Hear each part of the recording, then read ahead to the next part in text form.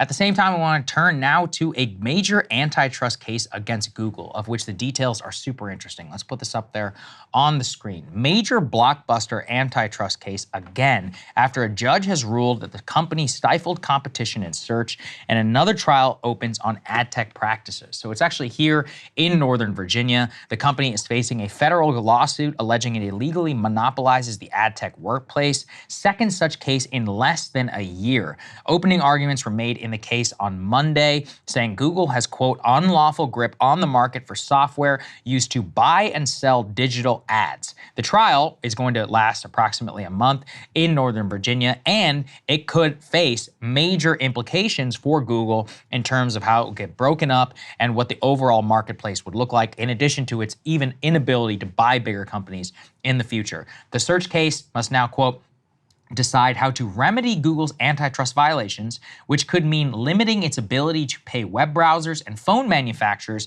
to be their default search engine. This includes a multi-billion-dollar deal with Apple for the iPhone, with Samsung, of course, which runs the Android ecosystem. And it says if the company loses in Virginia, back-to-back blows would crimp company revenue at a time when it is pouring money into artificial intelligence to compete with Microsoft. So that actually might be possibly the most significant thing. Something that's happening right now with a lot of these big tech companies is that they're using ad monopoly or ad search dollars to fund what has now been a crapshoot so far in AI. It sounds stupid, but the theory for all of them is if you dump billions into this, whoever wins is going to roll up all the potential gains of AI. So the upside of the bet is so asymmetric that it's worth burning as much capital as you can right now. And it's not like they're more profitable than God. So, you know, almost doesn't really matter. They're still posting record returns and doing share buybacks. Yeah. But the problem is that if you turn off the spigot for Google, it would essentially wipe them out of the AI race. I actually support that because one of the things I've been really concerned about is that the sheer cost of AI and of data centers just means that the big actors are the ones who are most likely to win. You have to spend tens of billions crunching all of this data on energy costs, you know, all of the chips, NVIDIA, obviously that's why its profits are up so much. But that just means that the barrier to entry is so high that big tech almost certainly is going to win. Or what's happened with OpenAI is you just sign a major multi-billion-dollar deal with Microsoft and you let them, you know, subsidize all that stuff and you fuse the two companies together. Yeah. It's really concerning. No, that's absolutely the case. And I mean, it looks like it's already happening. It's basically already. You know, it is almost already There's no point in done, that it's going to be, you know, the big players already are the ones that are spending the money, already are the ones that are pushing the tech forward. Just to go back to some of the details here, because this is something, of course, Matt Stoller of It Has Big Substack has been covering, and it is extremely consequential. And it's important to understand Google is facing antitrust issues on multiple fronts. So there was a civil case against them that had to do with their control of the Android App Store. It was a fight with Epic Games. Then the second suit, the second case against them from the DOJ that Saagar referenced was over its search monopoly. This is a third issue for Google regarding their ad sales. And so effectively, and I'll just read a little bit of how Stoller describes what they did and why, you know, there's a legitimate case against them. He says they locked in both sides of a network, engaged in surveillance, thwarted rivals through coercive practices and unlawful acquisitions, and then manipulated pricing across a host of markets. And that's the essence of the case. You know, they got into this ad space early. This is, the original Google founders were actually very leery of pairing advertising with search because of the way that obviously is going to impact your results, right? If you've got companies that are buying ads, you're going to be incentivized to put results for those companies at the top of the page. Then the next layer is, okay, now we're going to place these ads actually on your website, which makes it even more of a conflict of interest. Then the next phase is, oh, we're going to use all this data we're able to collect from those companies' websites and around the web to make it so it's basically impossible to compete with our ad product because we have so much data on these consumers and what it is that they want.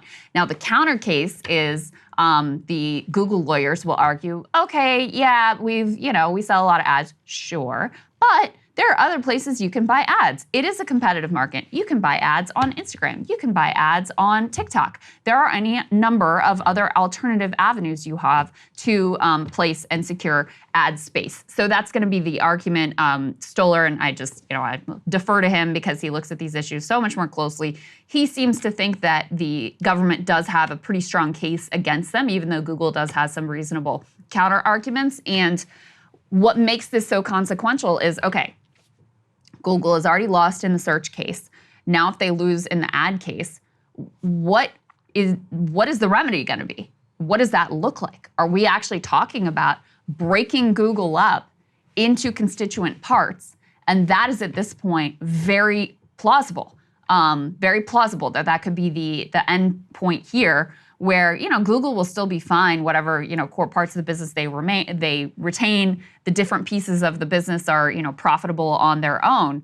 But it does really put a crimp in their style, as you're pointing out, Saagar, in terms of having the mass amount of cash available to them in order to continue investing in AI in the massive quantities that they have been. There's also a Kamala angle. Let's put this up there on the screen. Oh, this is very interesting. Important and potentially very consequential, is that Karen Dunn, who is one of the people who was preparing Kamala Harris for her debate, is also defending Google from a lawsuit being brought by the Biden-Harris administration.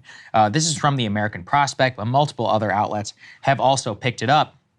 She literally was prepping legal defense strategy in Alexandria, Virginia courtroom for Google, while also working at a law firm and being in the room for Kamala Harris debate preparation. There's probably no better visual into Washington politics. This is a busy lady right here. Quote, "If that seems to you like a blatant conflict of interest, the Harris team would like to recommend you focus your attention elsewhere. Nothing to see."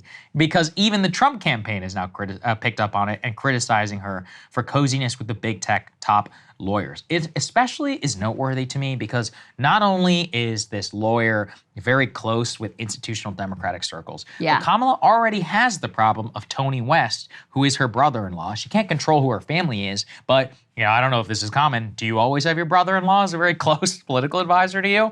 Especially when he's a top lawyer for Uber and is a longtime connect to Silicon Valley, and you were the senator from California, and you have all these connections. So I do think that there is a very legitimate concern from Matt Stoll from the American Prospect and others that a lot of action on antitrust from the Biden administration could be ditched by Kamala, just given who her circles are and who she's currently brought in around her for her closest advisors. If we had a better politics, these are the sort of questions that obviously should be asked. Right. And I mean, this is such a key question that I have, and that people who care about corporate power should have, about what a Kamala Harris administration would look like and what a Trump administration would look like. But they're listen, on the one hand, I'm sympathetic to the moderators because you only get 90 minutes and there are these big, you're going to ask about abortion, you're going to ask about the economy, you're going to ask about immigration. But this is, part of why we need more from these candidates. We need more time from these candidates so we can really understand what their plans are. Kamala Harris is kind of an empty vessel, right? So it makes all these people she surrounds herself with more consequential.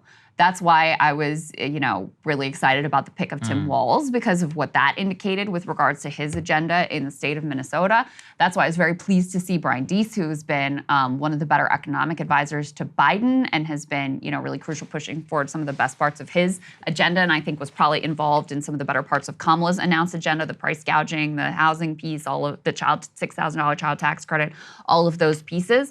And why, on the other hand, it's troubling to see the closeness of someone like Karen Dunn, who is a longtime Democratic Party. She helped, I think, Hillary prepare for her debates, which I don't know why whatever. It worked out in this case. Kamala obviously came in and did a good job. She helped prepare Merrick Garland for his confirmation hearings. She is this longtime Democratic Party associated operative. And, the closeness with Kamala, not just in terms of the debate prep, but as a larger advisor, that's troubling. And there's been this billionaire-led push to get rid of Lena Khan and undercut the fantastic trust-busting work that the Biden administration has been doing.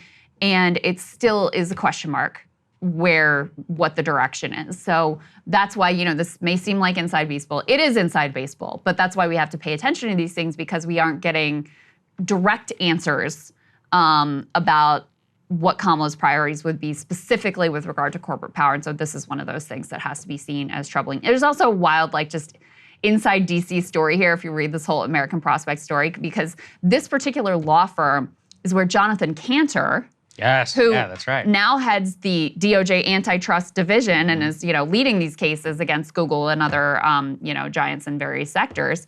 He used to work there, and Karen Dunn comes in, and she's going to represent Google, and he actually was represent some of the people who were opposing Google in this suit, and so they were going to make him give up his clients, and then he ends up going to the DOJ. So now this law firm is there's a law firm conflict of interest there too, because if you can imagine, they're handling the other side of this case.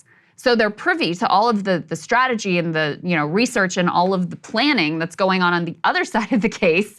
And then now they're representing Google. So the government was arguing this is really, they have this massive conflict of interest. It's really a huge problem. The judge took those arguments pretty seriously as well. So anyway, a little insight into the swamp here and how all of this works. That's right. All right. Thank you guys so much for watching. We really appreciate you. We will have any breaking news, we'll cover it. Otherwise, we'll see you all on Monday. Hey, if you like that video, hit the like button or leave a comment below. It really helps get the show to more people. And if you'd like to get the full show ad-free and in your inbox every morning, you can sign up at breakingpoints.com. That's right. Get the full show, help support the future of independent media at breakingpoints.com.